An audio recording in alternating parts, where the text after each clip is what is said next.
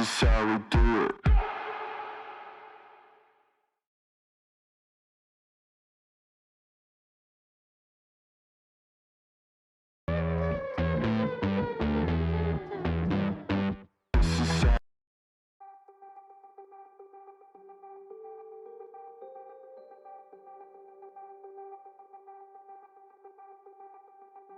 Okay, you need to get moving. You get a bike, you go for a ride. It's pretty, it's steep, it's epic. This makes you happy. You find a group, they too are happy. Shit, they're fast. Okay, I suck. Breathe. You watch the tour, you straighten your helmet, you get better sunglasses. No, stop, don't be that guy. You ride hard, you find Strava, you get hooked, you get a KOM. Congratulations, this is life now. You go back to the group, you finish with the fast guys. Someone says, you should race. You do, it's fun, for 20 seconds. You absolutely get destroyed. You get mad, breathe.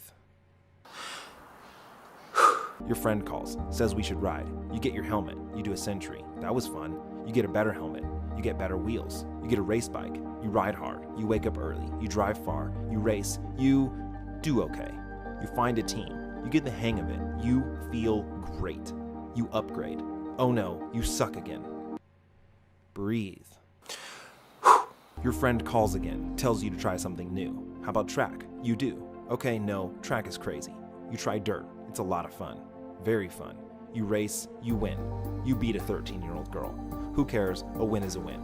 You feel strong, but you're fat. You trade chips for fruit. Ice cream for broccoli.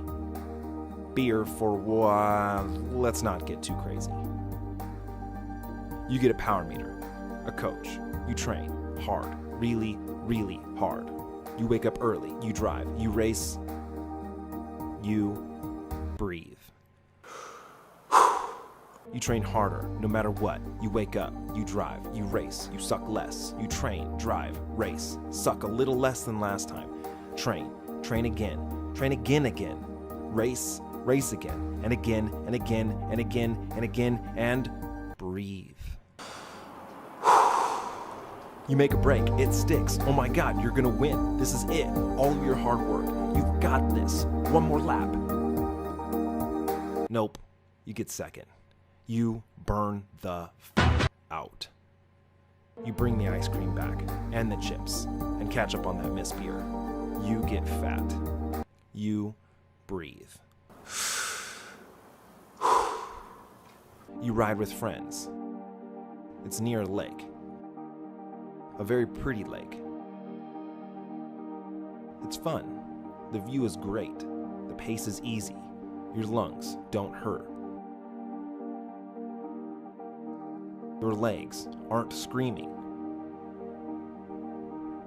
This is why you started riding. You have an absolute amazing time. You fall in love with cycling all over again. Then you think, I want to be fast. Breathe. You do it all over again. Train, race, drive, diet, power, weight, train, race, diet, power, breathe.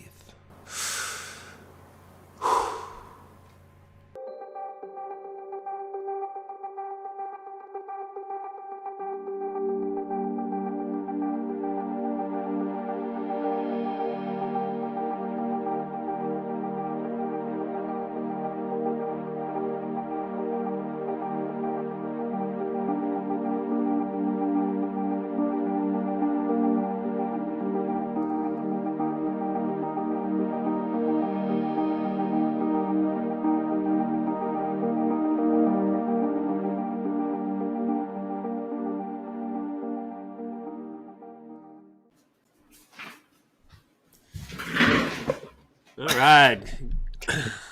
We are live. Welcome, everyone, to another edition of our Race Talk with 12 Hours Road American, the Hairpin 100. I'm Dave Konchak, the race director for those two events, and super excited. We have a special guest here today.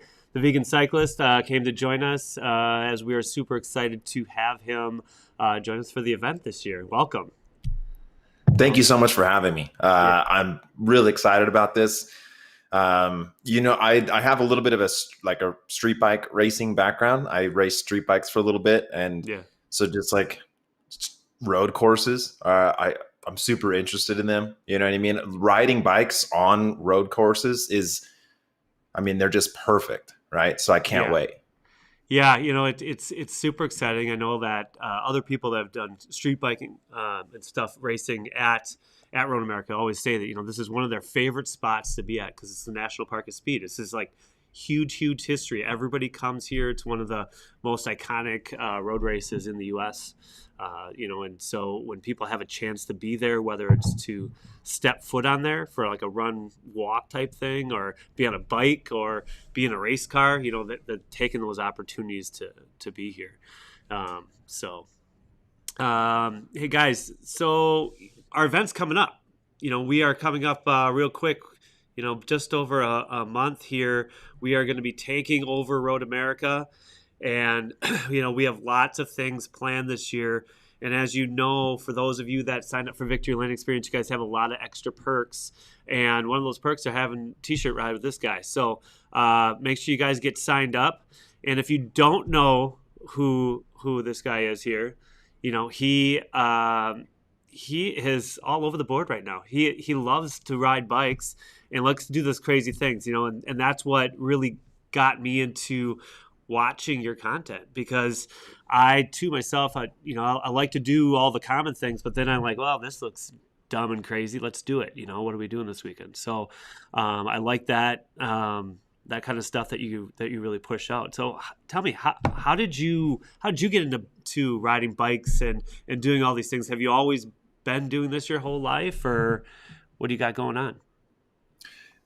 Yeah, so I would say that the big thing is that my grandma, when I was like really young, I would stay with her on the weekends, and she would always try to do something with me, right? So we'd go ride motos, or we'd go ride bicycles pretty much every weekend. And so just like as a child, all my happy memories are like rooted in two wheels, and then not that it was like serious or anything. We just rode for fun. And, I had like a Batman bike with like reverse brakes on the crank, you know what I mean? So it's not like I'm a road cyclist at 8. I'm just out riding my bike. Yeah. And so I sort of was really into bikes until I got a car at 16. Then, you're like, why do I need a bike? I'm out, I'm driving. But I was just like, I always reflect back on when I was, I don't know, 10, 11, 12, just with the boys on a summer, Wednesday, you just hop on your bicycles and ride like across town. It was just such a wonderful feeling to be able to go wherever you wanted to go. And then so when I see my own personal son and he's like playing video games, I'm like, dude, go like scuff your knee, go outside, go ride, go get lost on your bike. You know what I mean? But it's not, it's like not that world anymore, So anyways, just there was so much happiness always associated with two wheels. So then I kind of went away from it for a while. I rode dirt bikes. I owned a motorcycle shop. Okay. I raced street bikes, which anyone who says cycling is expensive hasn't raced street bikes. That is the most expensive sport there could possibly be, because you're just running through tires. Like, it was just so much. And so anyways, I started doing Brazilian jiu-jitsu to lose some weight, like in the Breathe video, that opening shot of like my long hair, I'm really overweight. Yeah. That was at the sort of the height of me just losing complete control over my diet and my life. And I had lost my motorcycle business. I went from just, the best of the best, like eating filet and lobster, like every night. I had because of a retail store. So I had like a drawer, a cash drawer. And so I'm just like 21, I can hit a button and then just cash blows out, like this life is easy. And then when I lost everything, and I lost my cars, I lost my homes, like it was rough. Yeah. And so you went from high, you went from like the high to absolutely just about rock bottom.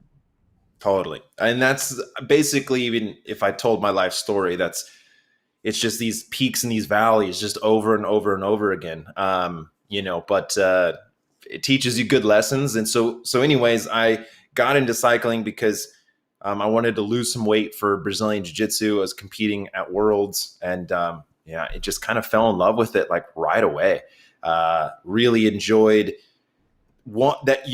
cycling. You can do that without anyone, and you can do it in any place, right? So like if whatever you're into football, you sort of need other people. You know what I mean? You Right. can't have a football and play with it in your living room by yourself. You know what I mean? But you can get on Zwift and ride. You know what I mean? And you can, a lot of other things like wrestling, jiu-jitsu, I have to have at least one other person. You know what I mean? And so with cycling, it just, whenever I need that like mental release, I just jump on the bike and go. And then it also like tickles that exploration side of you where, there's roads you've never gone down, and you're in a car and you're like, hey, I wonder where that road goes. I'd like to maybe explore that. But on a bike, that's a day. You know what I mean? You're just like, hey, I'm going to go find a new road, and go explore.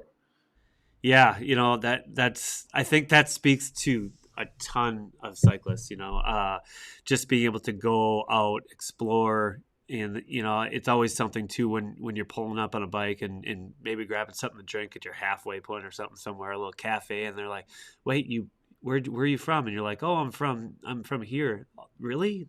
Like you biked here? Like it surprises people. But that's part of the awesome thing that, we're made to do these things. And like you said before, when you were a kid, I mean, that's how we were. My mom found us because all the bikes were in the front yard of my buddies. Everybody's at so-and-so's house because they're riding their bikes around, or they're building jumps in a field, or, doing all these fun things that now it's you're buried in technology. Yeah, I've spent at least 7 summers just digging in a field, right? Like with a shovel, and the Zen garden bit of it where you take an empty field and make jumps out of it. And then there's just like the symmetry. And I still, like, to this day, really enjoy like sculpting a face, you know what I mean? Of like a BMX jump. Yeah. It's good times, man. And so anyways, like I like everything about bikes. My sort of motto is ride all the bikes, and all the disciplines in all the places, right? Like I just want to soak up the entire experience, because what's so crazy about cycling is that there's all these individual disciplines, right? So you can just be a Saturday cafe rider, or you can do ultra endurance, or you can do track or mountain bike or gravel or TT, you know what I mean? Or crit racing, you're just an enthusiast, you know what I mean? Like there's all these different levels to it, and each one of those has a different experience. And so, when I started getting into it, I liked racing a little bit. I liked that, competition bit. I know a lot of people don't really gravitate towards that, but what I found was it seemed as if as soon as you decide which type of cyclist you are, you have to stay in that lane, right? That you can't be a crit racer and go ride a mountain bike. It's like, you're not allowed to do that, or if you want to throw a t-shirt on a road ride, it's like, whoa, bro, that's not aero. Like, you got to leave. You know what I mean? Like I just didn't connect with that sort of like ethos. And so, so what I've kind of tried to do with my channel is to show you can be a family man. You can have a day job. You can go out and have a good time, even though you're not winning races. Like it's just all fun. It's just all good. Oh, totally. That's funny you said that, because, I've talked to people before, and, my really push on racing anything bikes was really started with triathlon. So, I was like, oh, let's go on a group ride. They go, whoa, you do tri, so you can't group ride with us. I'm like, what? Like we're all the same, we all, So you might be really great at road biking, or you're really great at mountain biking. And it was the same thing with that cross too, where a lot of, the shop that I really work with, they have a ton of off-road riders there, and they're like, well, wait, you're group riding on a road? It's like, explore everything. I love the woods. I love getting on my gravel bike and and hitting that and love hitting that road, you should explore all the bikes. I think that's a great thing that you have going on that perfectly sums that up, is ride all the bikes. Absolutely.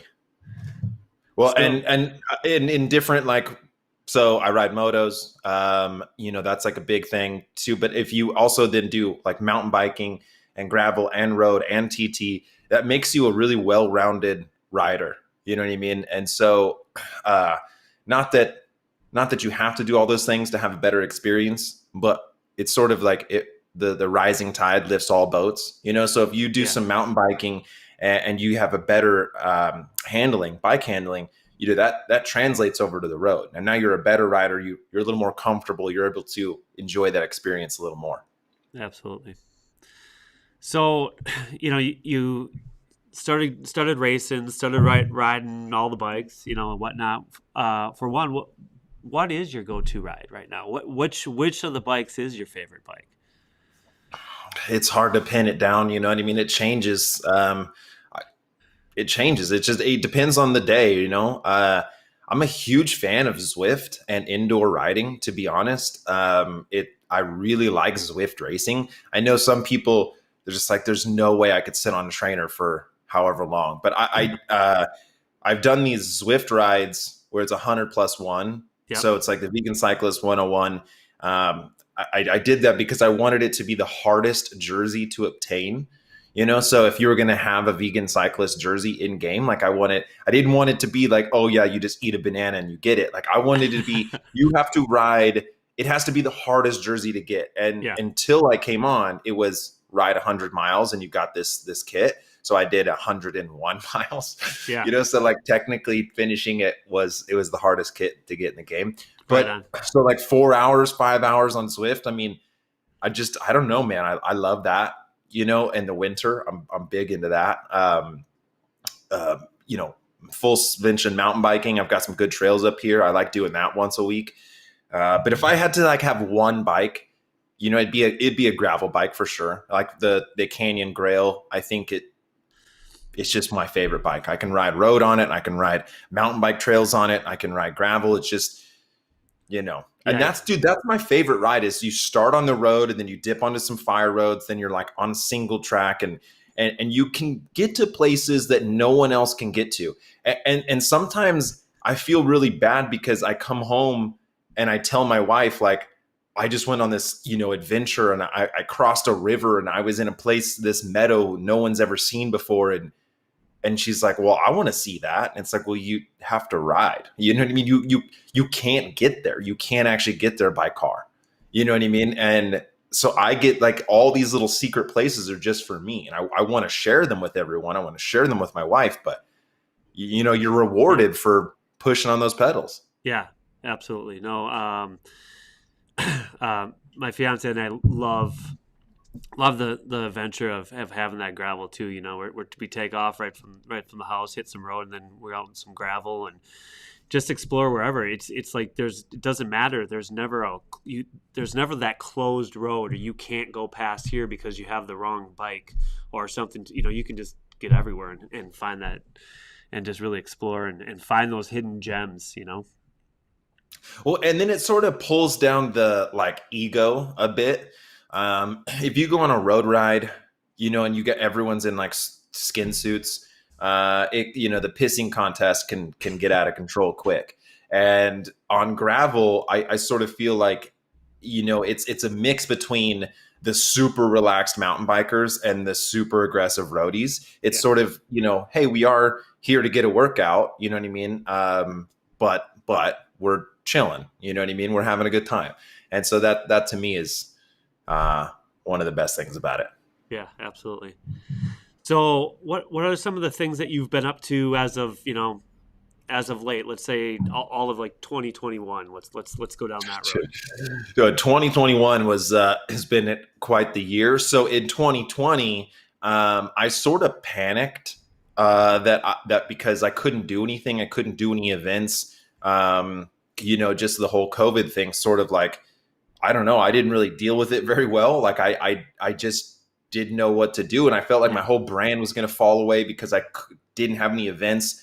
So any event opportunity that came up for 2021, I was just like hitting the yes button, just like yes, yes, yes, yes. And that was a future me problem, because like present me in 2020 was like panicking. And now I have to, do all these obligations that I said yes to. Yeah. And so anyways, it's been a lot. Some of the big notable things was that I did 2 impossible routes, Death Valley. That's up on YouTube right now. It was 7 days through the Death Valley Desert, self-supported from the start of the ride to the end of the ride. We had a lot of support like at camp, but either way, like that was 58 hours of riding in a week. And not just like, you couldn't just sit on the bars. I mean, this was the most technical gravel riding on the planet. I mean, it was a motorcycle course. The CABDA route, the California Backcountry Discovery Route, is meant for Baja motorcycles. And there was actually a couple guys who started a day after us, and they quit after day 1. They got to the sand wash and they were like, "Oh, we're done." So like it was crazy to see motorcycle riders quitting on this course, and we had to do it on rigid suspension gravel bikes, because that boat that got stuck in the canal, which I still don't understand what that was or why that happened, but that prevented us from getting our mountain bikes. So we were going to ride 29er hardtails for that project. Okay. So everything was dialed. That was going to be it. And then like a week before we left, they were like, "Hey, those bikes aren't going to make it." And so we had to scrounge up whatever we had, and that was the Grails. So, we rode rigid suspension gravel bikes on 42 tires across, something that was just, it's unbelievable, really. No one should ride 90% of that route. But it was a phenomenal. So anyways, then I broke my leg at the very end of that, which was the dumbest thing I could have ever done. To celebrate doing something no other human has done, I did a power skid and fell and broke my greater trochanter on my femur. So then that sort of set me on a whole like mental health path. Like I thought I was pretty mentally strong. Like I didn't really deal with depression or anything like that. But going from such a high to such a low in such a fast, like it was just, I was literally crying like tears of joy to just the most embarrassing thing I've ever done. And so then I had to really sort of deal with those emotions. And then it was really my first big injury. And in a moment when you're injured, it's so weird because your brain sort of like takes what is currently happening and then pushes that out. And it feels like this is life now. You know what I mean? That my leg will never work again. It's so hard to know, okay, in 4 to 6 weeks, it will be better, but you just don't. And no matter who tells you that, they're like, "Hey, you'll be fine. You'll come back stronger." You're like, "You're lying. You're not. I'm not. I'm over. It's done." Yeah. And so I had to deal with those emotions and those feelings, and I think it made me a better person, to be honest. I think I was a little bit negative, and you can actually see in the video of the Death Valley video that I was pretty pessimistic, just negative, just sort of, I don't know. That was just how I was. But that trip changed me. You know what I mean? Like when you have something on that scale of toughness and difficulty, it makes your whole life spectrum completely change. Right. So if running out of coffee pods is the worst thing that happens to you in a week, how can you enjoy life? Right. Like if that's your low point, like your high point, your spectrum just isn't there. Right. But when I am peeling myself out of a tent that was like being blown away, I got no sleep and I got to ride, the hardest day 6, the hardest day of like that's difficult. And then coming home and having to edit there was just so much difficulty with that whole trip that now that anything that's not associated with running out of water in the middle of the desert and breaking my leg, like it rips, so like it recalculated my spectrum in a way that just makes like literally everything. I'm just like Mr. Positive Panda now. So anyways, there was that. And then, so I had to rebuild. I had to come back from that because we had Impossible Route 2 like scheduled already, right? Like we have 4 of these and we have to do it. And so I had 8 weeks to repair a broken femur and then get strong enough to go ride 450 miles in 3 days, And so that set me into doing a physical therapist camp. And then I did Gravel Locos, which I did really well. I got top 10 there. Then we went and did that Impossible Route number 2, which was insane. Then I went straight to Unbound, did that 200-mile gravel deal. And it's been all over the place. And so now we're prepping up to do another big trip. So we're doing BWR this weekend. Then we're doing the Grand Teton. So it's 5 days through Montana. Okay. Then we go straight to Telluride, Colorado to do the 4th Impossible Route. Then I come home for like 3 or 4 days and then I come out to you. So awesome. It's a lot, dude. Yeah. So, so you've just been busy. A lot of different challenging things. I find sometimes on some of those crazy, let's call them impossible type rides that you've done that, that's what moves me, there's one thing when you have a race that might last, an hour or 2 hours or 4 hours at that point where you're really, really racing. But then when there's these other planned trips that you might do at just seem crazy, and you're like, well, what am I doing here? But that's what that it just fuels me. And then I'm like, what am I doing here? I get done, I'm like, well, what am I doing next? Well, so that's the thing, right? And it's actually getting borderline unhealthy that I keep setting the bar so high that now to get that like euphoric feeling, that dopamine dump, I have to do the things that are so stupid. So, it used to be like, oh, I could ride 10 miles and feel, really accomplished and feel like I could sit on the couch and I've earned it. And then you do a little more and you do a little more. And then it's like, well, if you don't ride 100 miles on the weekend, now, you're like a scumbag, right? So then now you just have to do this big ride just to even feel normal.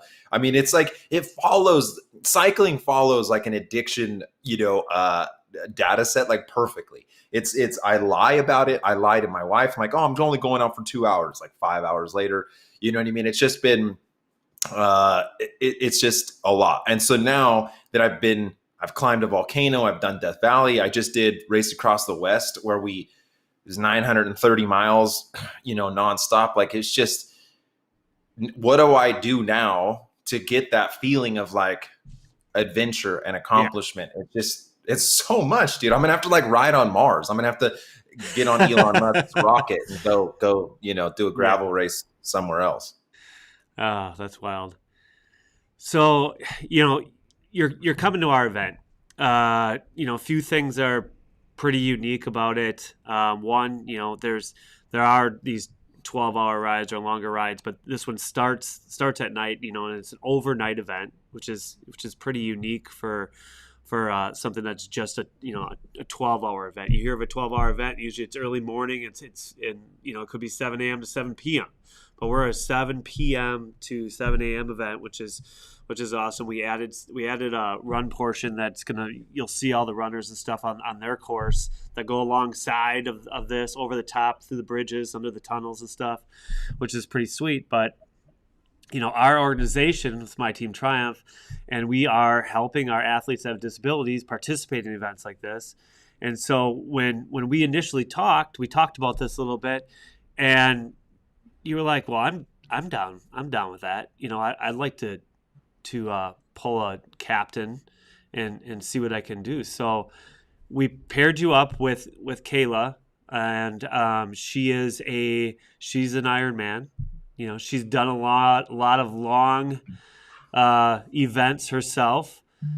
She's been with the organization for many years as a captain, and to me, this just brings, I feel superhuman when I'm pulling these captains, these athletes out, whatever type of event. I recently just did Um, in spring, there's a gravel event here that I've done before, and I said, well, we should give these captains, these other athletes, this experience. So we had never done a gravel event before, so I brought one of our captains through for like 74 miles, and it's I was tired, but I just didn't. It's just empowering.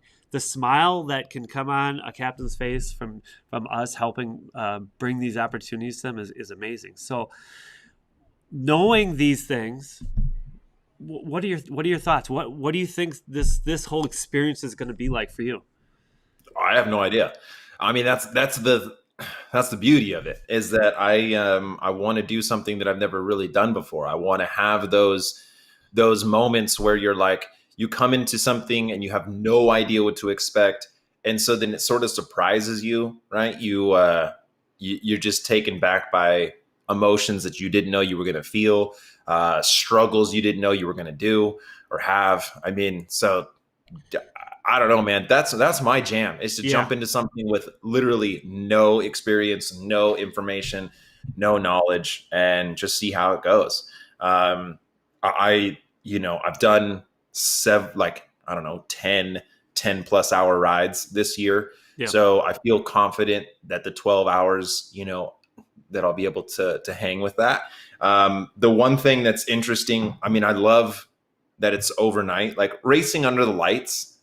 You're so pro, you know what I mean? Like if there's lights on, like it just feels so good. But when I did the race across the West, when you transition over, right? So, because usually you go to sleep at night, right? But when you don't and you keep riding, what's really weird is that when you feel terrible until the circadian rhythm catches back up again.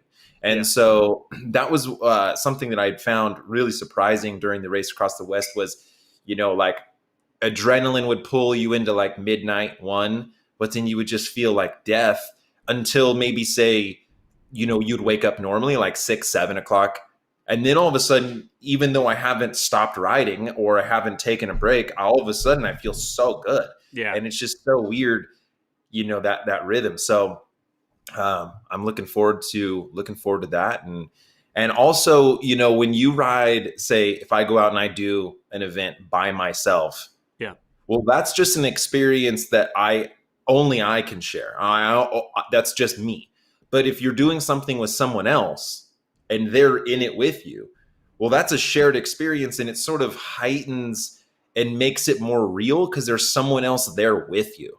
You're right. Like that makes any sense. Like, so, me and the captain, like we're going to be in this together. And so now there's just someone else that's like, I'm accountable for it. It's just going to make it so much better. I mean, in the moment where I'm suffering and I'm 8 hours into this and I don't really want to do it anymore, and I'm hitting this freaking steep hill for the millionth time, I have someone else that is pushing me, right? Oh, yeah. So she'll crack the whip on you. She's gonna be like, "You ain't quitting now." We're gonna hit some miles. I know Kayla's gonna do that. That's for sure. The course is an interesting one. 14 turns. We like to say, everybody's coming back. Hey, I got 3 hills on this. So your last one's got, hits probably like 12% at the steepest point for a short period, and then it's about a quarter mile total climb, which is definitely, it's significantly harder with that chair, right? Just having that sheer weight behind you and constantly wanting to go the other way as you're trying to move forward for the millionth time around that track. It's definitely a challenge, but then of course, you do have that weight going down. So, which, always helps too. It's kind of like, well, I didn't get to have my cheeseburgers today or my pig out on whatever you're having. And being overweight and going down the hill. Now it's 2 of you. So you get that bonus, it's pretty cool. So, we talked about a few goals. I see one of our viewers said, "Hey, going for the most miles." Lee, Vig and I were talking, and he's pulling captain. So yeah, he is going for the most miles, but we're going to go for the most miles within the assisted division, which is pulling for my team Triumph, one of the captains. And even though our belt buckle for the assisted division's at 100 miles, we're gonna try to double that, right? Yeah. I mean, you want to put out the lofty goal, so there's like that inspirational poster, like whatever that you'd see at a dentist office. And it's like, if you shoot for the stars, Yep. you'll land on the moon, something like that. Right. That's just, if I just put it out as 100 miles is what I'm gaming for, that sort of just lowers the whole, whole vibe of the thing. So if we're shooting for 200 and maybe we don't make it, but we're gonna we're gonna do it. We're gonna send it. And that's for me personally. I really like adventure. I like doing things I've never done before, but I also really like competing. And so it's just who I am. And so if there is a baking competition, I want to bake the best cake. Like, it doesn't matter what I'm entering. I want to be competitive. Yeah. And so, personally, I'm not really a fan of like age group stuff or divisions. I'm after that overall. You know what I mean? So when I did my first triathlon, it was really strange because I'm like, well, objectively, I got whatever it was, like 4th or 5th overall. But then because they do age group and then they pull from your age group, it's like I won my age group, even though I didn't. And I was like, this is weird, dude. Why am I on this podium? Like I did it. And so anyways, I want to go for the overall most miles. I think you had said someone did like 240. 252 was our top last year. Yeah. And that is 12 people hit 200 or more. I think 200 is definitely possible if you just keep going. You know what I mean? If you just keep pedaling, no matter if you're pedaling super hard or not, it's limiting the time off the bike or stopping. Right. 250 is like nonstop and you're on the gas. Yeah. Right. So I don't know. We're going to see what happens, but I'd love to tick over the 200 mark, and we're just gonna send it. Now we're doing the crit though that same night, right? Yeah, so I'm gonna do the crit. Yeah, you'll be getting done with your crit around 4 or 4:30, I think, on Saturday, and then we will start the 12-hour event at 7 p.m. And so that crit, that's you grinding for 100 minutes on there, and then that'll be a good warm up for you. I'm excited, man. I like crits. Yes, I'm not very good at crits. It's not my power profile, but coming from like a moto background, that's what I enjoy the most. I enjoy just flying through turns, like bumping elbows, guys screaming. You just sort of feel like in war, I guess. Like everything feels so important in the middle of a crit, and then it's done, and then you're like, I don't know why I was so like aggressive or whatever. But anyways, it was I'm looking forward to the crit. I'm looking forward to the 12 hours, and I'm just looking forward to being out there and exploring the area as well. That's like another really cool thing about this YouTube journey is allowing me, events like yours allows me to go and see the world and see different places and meet different people, and getting that perspective of how other people live. I think, not to like get too in the weeds on it, but that sort of seems what is wrong with like our world right now is no one can understand that other people live a different life. And, I live in the middle of the forest. So things that are important here and things that matter here don't matter in the city. And so it's just, anyways, I really enjoy being able to meet new people and the whole like captain thing. And like, that's so out of my realm. You know what I mean? I've never done anything like this before. And so that just, I don't know, makes me feel a little less douchey. I don't want to always make a video about me. Look at me doing me things. Like I sort of want to tell other people's stories. Yeah. You know, I want to highlight other experiences, and then I can layer in my experience. You know what I mean? But I want someone else to contribute to that story as well. Absolutely.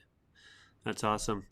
Yeah, I think it's gonna be a good time. We have, like I said, a lot of things planned. Thursday, we're all gonna go out, do a t-shirt ride with you. Come back, hit some food trucks. So let me explain a little bit about the t-shirt ride, right? Yeah. So when it was a couple years ago, and I was kind of burnt out of riding a little bit. When you wear a jersey and you have experiences in that jersey, it sort of holds those experiences, right? So if you have a jersey that you cracked in, right? Maybe you did a ride, you just felt terrible. You look at that jersey and you kind of remember that bad time. Or maybe you have a jersey that you race in and you're like, bro, this is my race jersey. You put it on and you feel like you're fast. With the t-shirt, you don't sort of have any experiences with going hard or cracking. You just have that experience of like, oh, I'm just out here for a good time. I'm just commuting. I'm not in race mode. You know what I mean? Or I'm not in like competition mode. And so the t-shirt, what I've found is that when we all ride together, if you're a 1 watt per kilo or a 10 watt per kilo, it doesn't matter. If you're wearing a shirt, you're not in that mode anymore. So you're just enjoying it. And then we can sort of all ride together at a pace that everyone enjoys. And, the stronger people aren't bored, because that's not the point. You throw a t-shirt on just to go, pedal. You don't even need cycling shoes. Like it's just about sort of riding together. So that's the idea about throwing a t-shirt on. Yeah. So you throw the t-shirt on, and then you have to turn your Strava segment notifications off so you don't get teased a little bit. Yeah, well, I mean, because if you're in a t-shirt, it sort of pulls you out of that mindset, and it sort of makes it a little bit different. And I mean, no, it probably shouldn't really make it any different, but for some reason it does. There's something about like the shirt flapping and just that it feels different. So it's just like a slightly different experience, and I really enjoy it. I mean, I ride in t-shirts often, just because it's that little grain of salt that sort of gets you out on the road, where I'm like, I don't really feel like riding. And then I'm like, well, maybe I'll just throw a shirt on and I'll just go spin around the lake. And then you just lie to yourself and you're like, oh, well, now I'm already out. So now I'm going to go climb this big climb. And you're like, well, I felt good there. So now I'm going to do intervals. You know what I mean? And so now the thing you lied to yourself, you're like, oh, I'm going to go out for a small 5-mile spin. And now it's 4 hours later and your wife's pissed. Yeah. Yeah. No, that totally looking forward to that. I think that ride's gonna be a lot of fun. When we get back, we'll have some food trucks, and we're gonna put on I think Impossible Route 2 for everybody outdoor movie, and hang out and just kind of enjoy everything. Enjoy life. Like you said, there's not parts of the world that's not happening all the time. You got to get that good feeling back, and I think that t-shirt ride is a good way to kind of kick off our weekend. So, for everybody that's signed up for our event, you guys, or thinking about it, some of these perks, we're really pushing for you guys to get a part of the Victory Lane experience. With your registration on that, you're going to be able to come camp on the grounds from Thursday all the way through Sunday. This place is massive. For those of you that haven't heard about Road America, this place is 640 acres. It's like 6.5 golf courses big. They house thousands of people there. Just over the 4th of July, they had NASCAR there, and there was over 200,000 people on the grounds. So this place is massive. We're going to do lots of cool things there. Hang out with this guy, ask him some questions, and go for a t-shirt ride. And the cool thing is too, he may be faster than you, and he may be slower than you when he's pulling the captain. But being on a 4-mile track, you get to have those riding experiences. So sometimes when you're doing like when you were down in Heiko, people want to ride with some of these pros or people that they really look up to, and they'll see them at the start and then they see them at the end when they get done, right? There's no in between. And so this event really brings everybody together on all of these different levels because you're all on a 4-mile track. So you're going to see different people at different times. Some people are out there to bike an hour here or an hour there, then they're stopping and they're listening to the bands play or whatever, but they get to watch all this happen. So it's really unique on that point. So,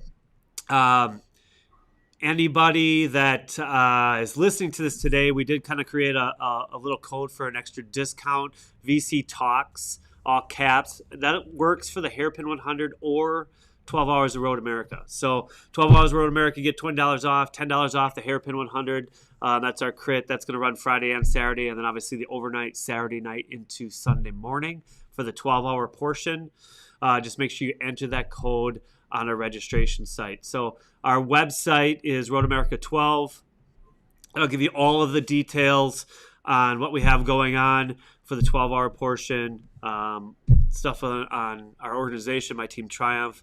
Obviously, this is a big fundraiser for us, our biggest, to support our mission of inclusion and really helping us out, with that fundraising as well. So Road America 12 will show you all of that information, go over the stuff on Crit, and then those will be able to direct you to the 2 registration sites. So any last closing words that you want to give our audience today?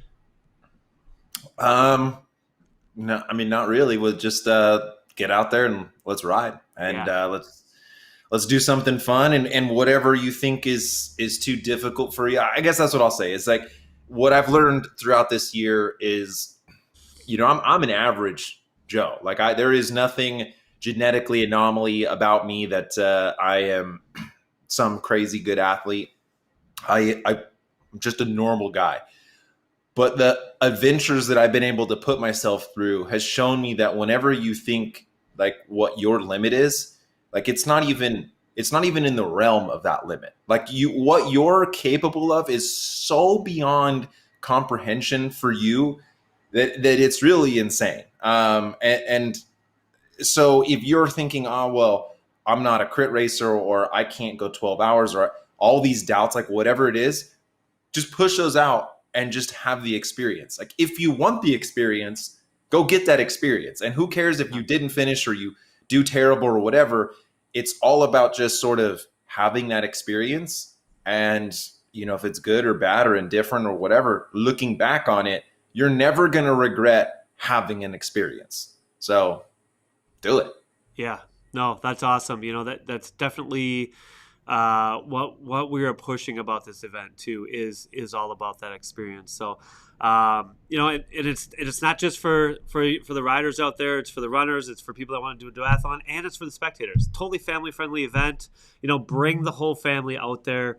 We have movies. I'm bringing my family. We're booked. We're bringing the kids and the wife, and so it's going to be awesome. My son's going to bring his bike. He'll be riding out there with me, and I mean that's also, I'm so excited about the course, and that my son can hop on, for whatever, even just one lap, like whatever Right. the case, like just come in and talk to me for a second, because when you're 8, 9, 10 hours into an effort, the mind is just searching for any excuse to quit. And so sometimes just having someone there, right? And so I did this video where I did an off the couch Ironman. Terrible idea. Do not do that. And so then I'm trying to run a marathon, and I am just cracking. I'm like 16 miles, 17 miles into the marathon, and I ran home to quit. And then my wife was there, and she was all excited, like, oh, you finished. And my son was all proud of me. And I'm like, I can't tell them I'm quitting, So then I'm like, okay, well, now I got to go back out. And my son like hung with me for like the last, whatever it was, like 10 miles. He just kind of, I was running in this parking lot, and then he ran the last mile with me, like side by side. And that was one of the greatest moments of my life. You know what I mean? So I'm hoping to have similar experiences, right? Riding deep into the 12 hours with just people out there on the tracks, just sharing that experience. Awesome. Well, thanks for joining us today, and to everybody else. Make sure you get signed up if you haven't. If you have any questions, make sure you comment on our broadcast here, or shoot us an email, and we'll get those questions answered. Again, thank you guys for tuning in, and we will see you next Wednesday for Race Talk.